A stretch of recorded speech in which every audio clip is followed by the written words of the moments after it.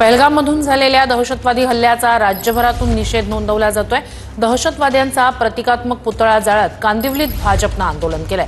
सोलापुरात सुद्धा भाजपच्या वतीनं निदर्शनं करण्यात आली आहेत। ठाकरेंच्या शिवसेनेकडूनही सोलापुरात पाकिस्तानची तिरडी काढत निषेध नोंदवण्यात आलाय।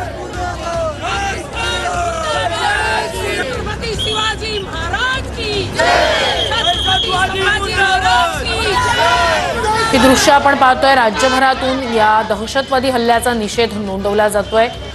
भाजपनं 2 ठिकाणी निदर्शनं केलेली आहेत। सोलापूर आणि कांदिवलीमध्ये भाजपकडून पाकिस्तानचा झेंडा जाळत आंदोलन करण्यात आलं। दुसरीकडे ठाकरेंच्या शिवसेनेकडून सुद्धा सोलापुरात जोरदार घोषणाबाजी करत या दहशतवादी हल्ल्याचा निषेध नोंदवण्यात आला।